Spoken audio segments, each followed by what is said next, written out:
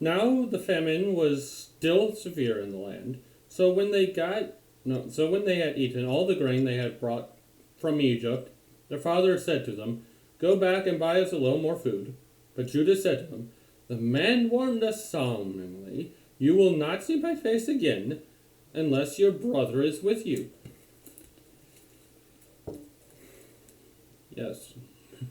If we send our brother along with us, if you send our brother along with us, we will go down and buy food for you. But if you will not send him, we will not go down, because the man said to us, 'You will not see my face again unless your brother is with you.'" Israel asked, "Why did you bring this trouble on me by telling the man you had another brother?" They replied, "The man questioned us closely about ourselves and our family. 'Is your father still living?' he asked us. 'Do you have another brother?' We simply answered his questions. Yeah.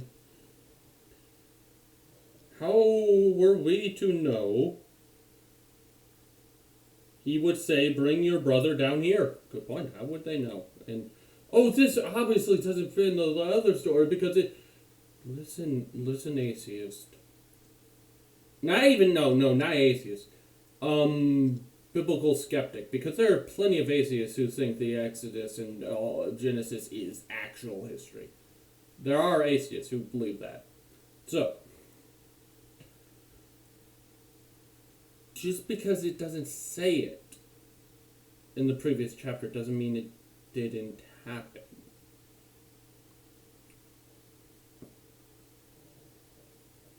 That's probably why they gave their whole spiel of who they were. Anyway, then Judah said to Israel, his father, "Send the boy along with me, and we will go at once, so that we and you and our children may live and not die. I myself will guarantee his safety. You can hold me personally responsible for him. If I do not bring him back to you and set him here before you, I will bear the blame before you all my life." Judah is taking a big responsibility.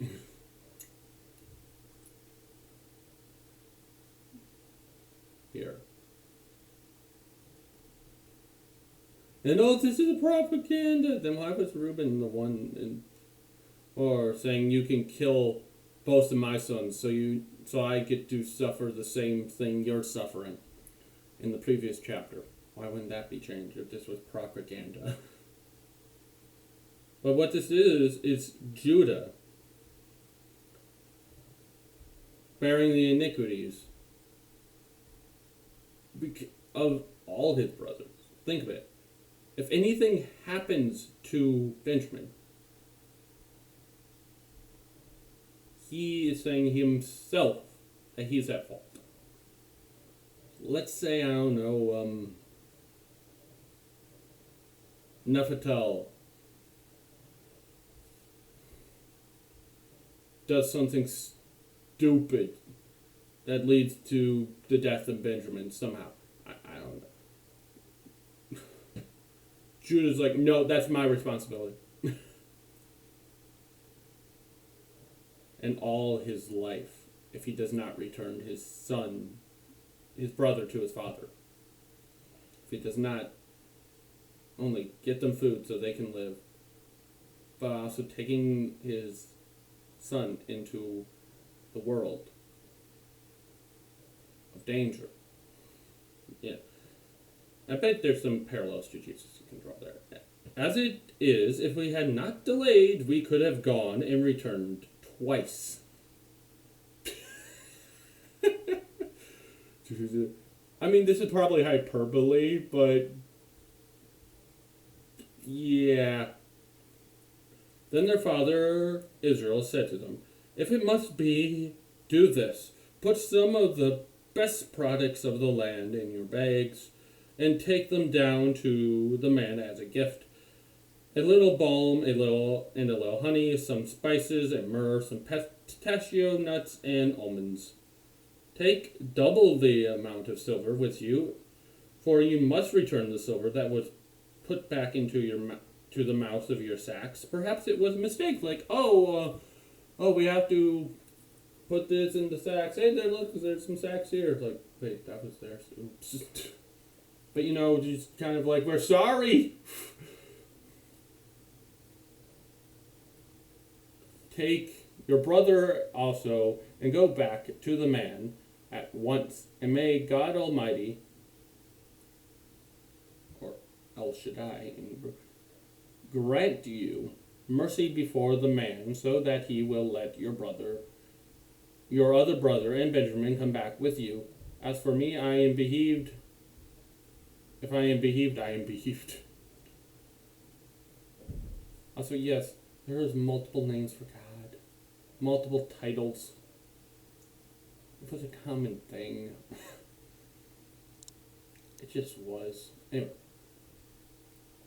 So the men took the gifts and double amount of the silver, and Benjamin also. They hurried down to Egypt and presented themselves to Joseph. When Joseph saw Benjamin with them, he said to the steward of his house, "Take these men to my house, slaughter an animal, and prepare dinner.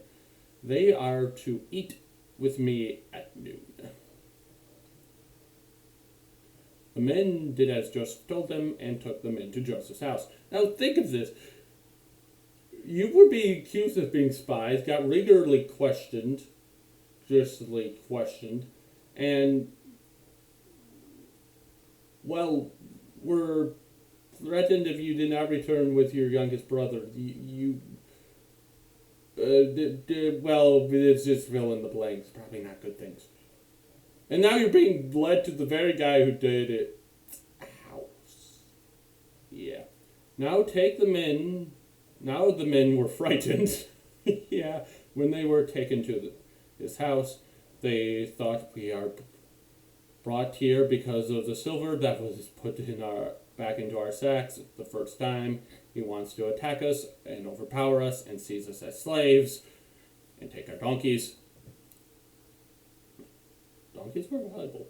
So they went up to Joseph's steward and spoke to him at the entrance to the house. "Please, sir," they said, "come down here for the first... No, we came down here the first time to buy food, but at the place where we stopped for the night, we opened our sacks, and each of us found his silver, the exact weight in the mouth of his sack." So what? But that's not what happened, was it? Well, how much worse of a story? Like, only one of us opened up our bags, and then we freaked out. Then we only found out after we came back home. They're trying to make themselves look good. So we have brought it back with us. We have also brought an additional silver with us to buy food. We don't know who put the silver in our sacks. That's true. "It's all right," he said. "Do not be afraid.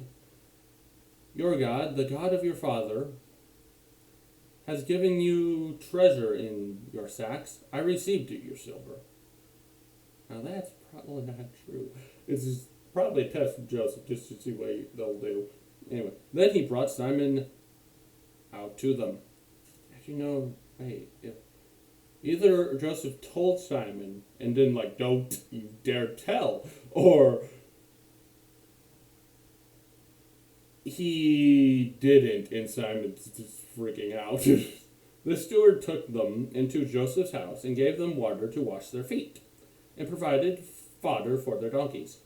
They prepared their gifts for Joseph's arrival at noon, because they had heard that they were to eat there. Joseph came home, and when Joseph came home, they presented to him the gifts they had brought into the house. And they bowed down before him. to the ground. You know what I think about the documentary hypothesis? I think it's just people reading too much into the Bible and trying to find contradictions. No. No. It's just like it's one unified story. It's always been. Stop trying to find contradictions. And also, yes, they're bowing down for.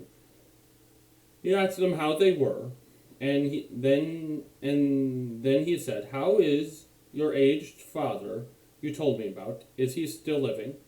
I mean, he might have died on their way back, and they were gone for a while. Yeah. Good question.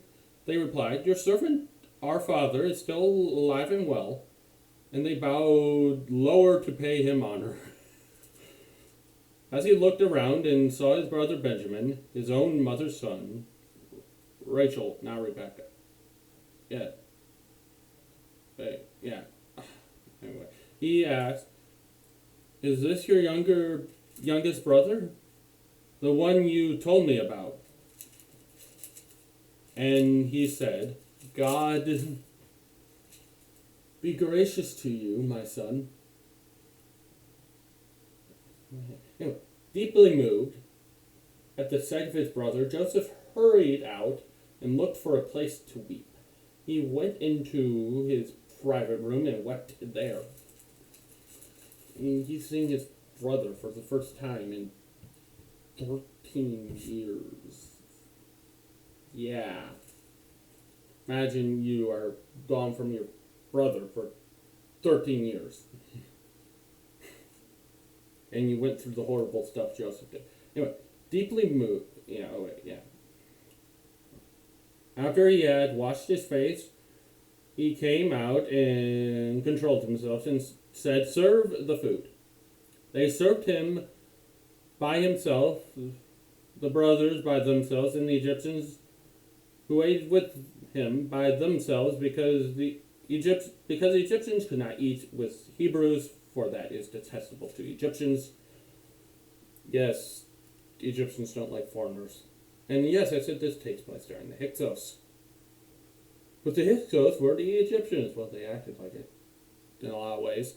And who says the Hyksos didn't have Egyptian servants who, well, were either forced labor or were on their side because, I don't know, they didn't like the ruling class.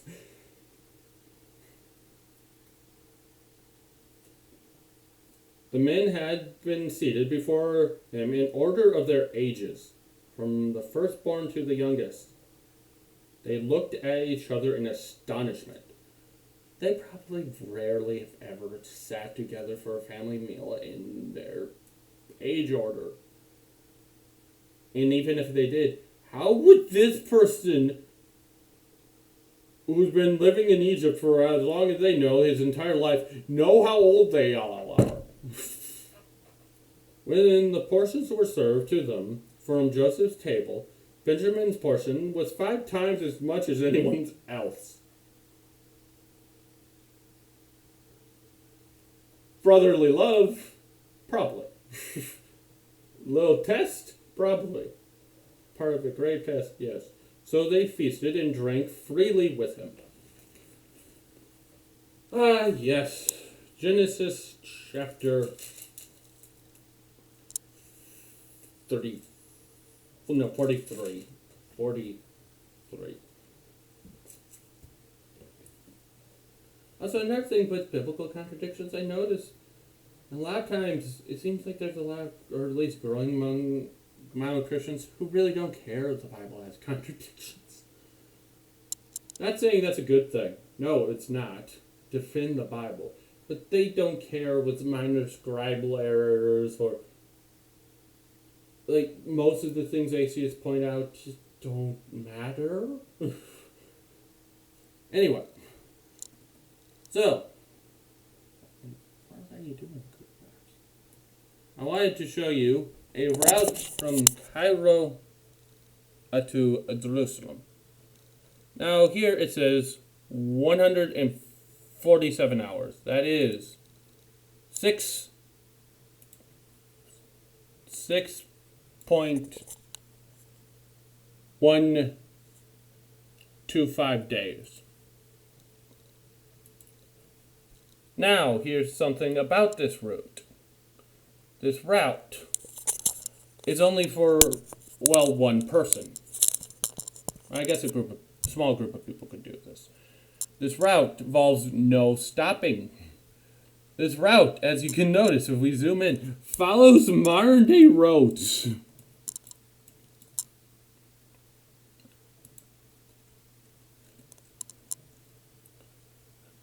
All of these are modern day roads. With modern day towns. So it's just following the road. Already built. So you can just follow the roads, easy paths, making it through the Sinai. Another thing about this route is, well, you didn't make it to Israel and then were told to wander around in the desert for 40 years. Something interesting about, some actual interesting things about this route. Google will give a little metrics of how big of a change of elevation. So it goes from, it's at its highest 3,978 meters, and at its lowest, oh, it's a drop of that many meters. Oh, not highest and lowest. Okay, so it's, yeah, from here to here, it's like a drop all the way. Oh yeah, imagine taking animals, livestock, all sorts of plunder, elderly, children, all across this peninsula. It's going to take a while. It's going to take a long, long time. And then imagine once you get to Israel. No. Once you get here. Let's say right here on the Egypt-Israeli border. Right here. Someone just stands here and tells you, no, turn around. And wander in Sinai for like 40 years. And they just, oh no, they patrol the entire Egypt-Israeli border, making sure you don't get crossed. Anyway, goodbye. See you next Saturday.